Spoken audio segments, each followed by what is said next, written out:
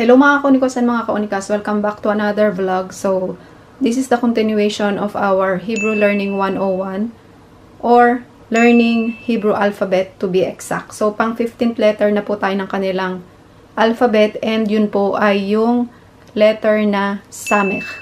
Okay? So, meron po siyang printed form as usual and meron siyang cursive format or yung handwritten. Okay? So, ganito po yung kanyang printed format. Ayan. And ito naman yung kanyang cursive format. Para lang siyang circle. Okay? So, ito makikita nyo sa ating left side. Ito naman po yung special vowel system ng letter na Samech. And hindi ko na po siya ipapaliwanag sa inyo one by one kasi naipaliwanag ko na po yan sa ating mga previous vlog. So, if you're interested, pakicheck nyo na lang po. Okay? So, this one, itong line na to is sa. This is se, si, so, su. Okay po.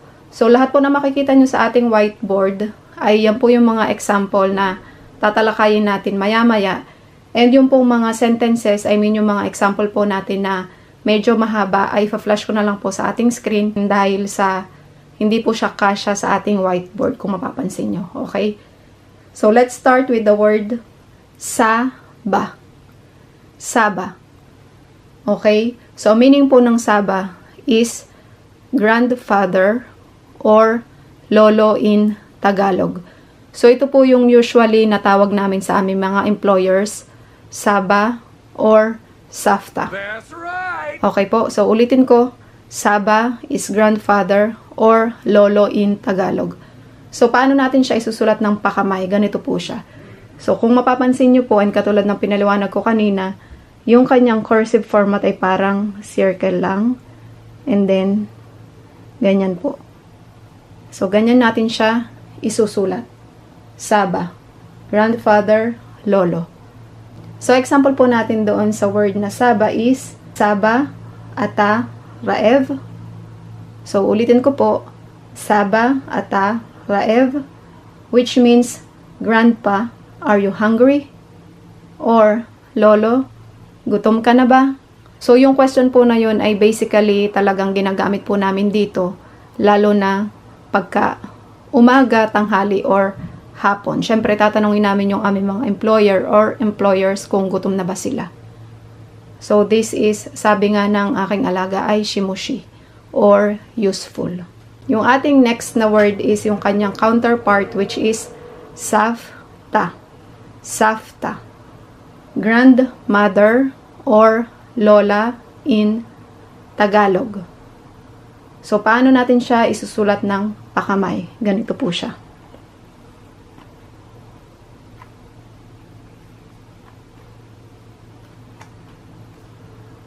Ganyan po. Safta, grandmother, lola. Okay?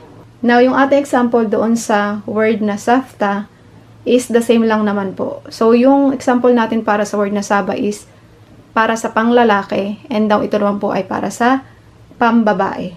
Safta at re-eva. So, ulitin ko po. Safta at re-eva. Safta at re-eva. Grandma, are you hungry? Lola, gutom ka na ba? So, yun po yung ating example. Okay? Now, yung ating third word is the word seret. Seret. So, seret in English is movie or pelikula in Tagalog. Or pwede rin po nating sabihin na sine. Pero ang kanyang specific na translation in Tagalog is pelikula. Okay po? So, paano natin siya isusulat? Ganito po siya. Ulitin ko para siyang circle.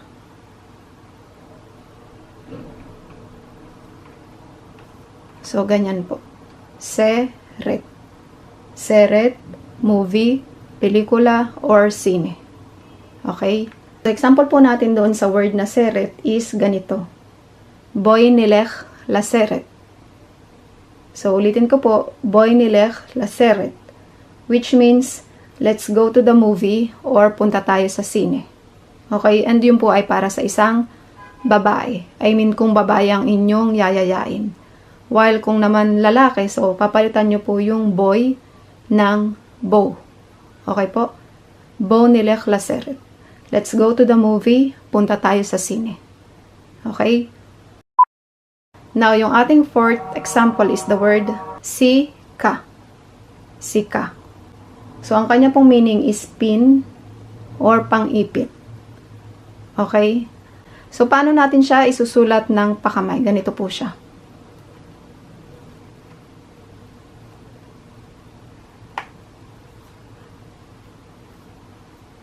So, ganyan po. Sika. Sika. Pin or pang-ipit. Now, example po natin dito sa word na sika ay ito.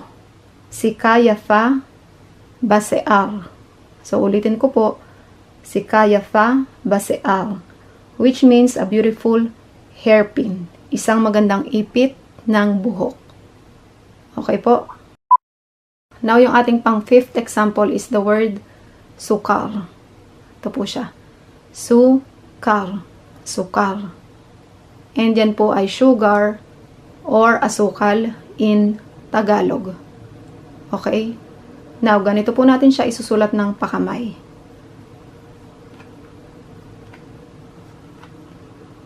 Ganyan po. Sukal, sugar, asukal. So, kung mapapansin nyo po yung pagbigkas ng resh or yung parang letter R, ito, kung mapapansin nyo po, magkaiba yung pagbigkas kapag ka Hebrew alphabet and then English alphabet. I hope mapansin nyo. Pero hindi po natin yan itatalakayin dito kapag ka nakarating na po tayo sa letter na resh. Okay? Now, example po natin is makikita nyo sa ating screen kasi ito po yung lalagyan natin ng mga nikudot para magkaroon po kayo ng idea. Okay? So, ito po. Chasel, sukal, batey. So, ulitin ko po. Chasel, sukal, batey. Chasel, sukal, batey, which means the tea lacks sugar or ang tsaa ay kulang ng asukal. Okay po?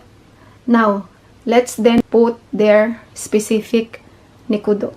Dito po sa chet, isalagyan natin ng kamats. So, natatandaan nyo po ba yung kamats? Para siyang letter T na maliit.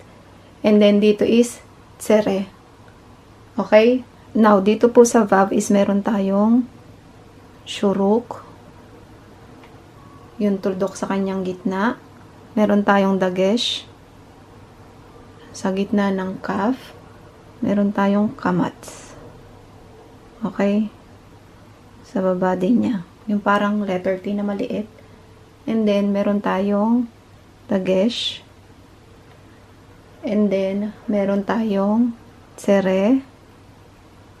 Sa baba ng tab. And then, kamats.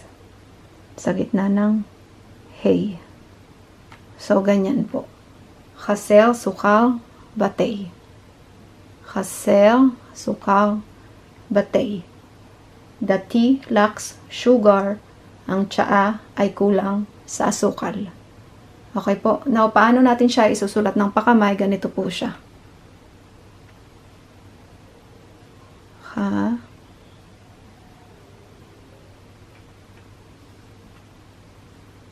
Sel.